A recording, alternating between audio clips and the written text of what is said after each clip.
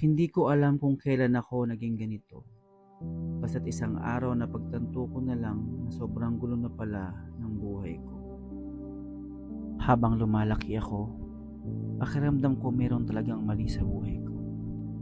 Hindi ko alam kung anong identity ko, basta't natagpuan ko ang sarili ko na masayang nakikisalamuha, nakikipaglaro sa mga kabataang babae nung kabataan ko. Nung tumuntong ako ng high school, sa palagay ko'y mas naging worse pa ang buhay ko. Natagpuan ko ang sarili ko na umiibig sa kapwa ko. Hindi sa isang babae, kundi sa isang lalaki. Pumasok ako sa isang relasyon na akala ko na magpapaligaya sa akin at pupuno sa kakulangan ko. Sinubukan ko rin na magsuot ng mga damit na pambabae. Rumampa kasama ang mga kaibigan kong bakla. Ang akala ko, doon ko na matatagpuan yung acceptance at saya na hinahanap ko. Masaya ako, oo, pero hanggang doon lang pala yun. Pag-uwi ko, pag nag-iisa na ako, bumabalik yung bigat, yung lungkot na hindi mo maipaliwanag, yung pakiramdam na kahit may mga tao sa paligid mo, ay wala pa rin ang tunay na kahulugan ng buhay mo. Hanggang sa dumating yung point na parang napagod na ako. At dun ako talaga nagsimulang hanapin ang Panginoon. Nagdesisyon akong lumapit sa Kanya at isuko ang aking buhay.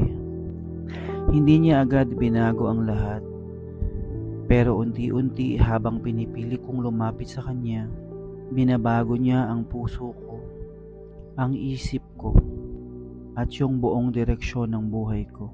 Hanggang dumating sa puso ko ang Kanyang salita. Then you will know the truth, and the truth will set you free. At ang katotohanan na yon ay hindi ako ipinanganak na bakla. Tinanggap ko at pinaniwalaan ang Kanyang mga salita. Isinuko ko ang aking buhay sa Kanya at hinayaan ko siyang maghari sa aking puso. Nagdesisyon akong talikuran ang dati kong buhay at nagpasya akong lumakad sa katwiran. Hindi madali, pero napagtagumpayan ko sapagkat kasama ko ang Panginoon. At simula noon ay naranasan ko ang freedom, ang kapayapaan na hindi ko kailanman nahanap sa kahit saan.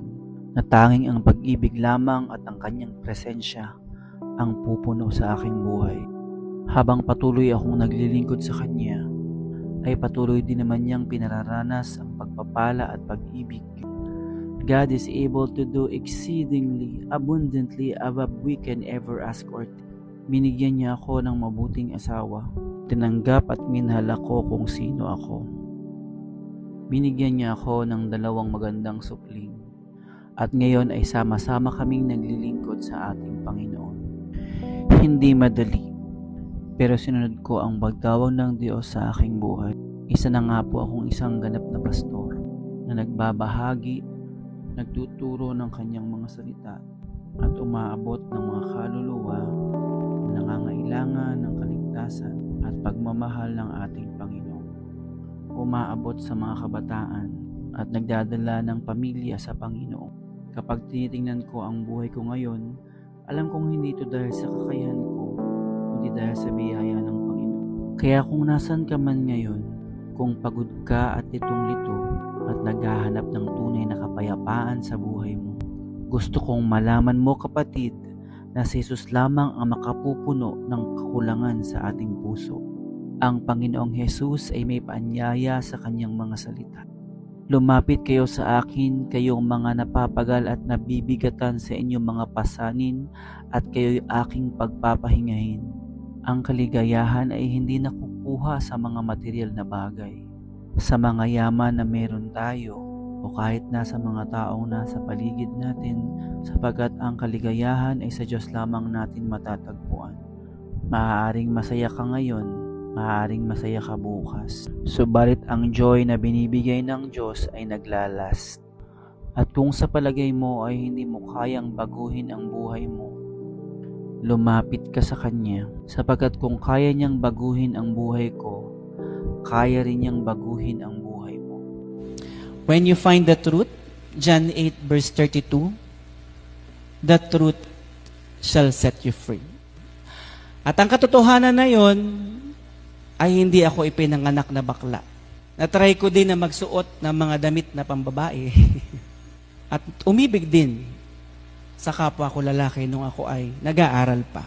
Rumarampa kasama ang mga kaibigan kong bakla until I surrender my life to Jesus. And through Jesus, I find my identity in life.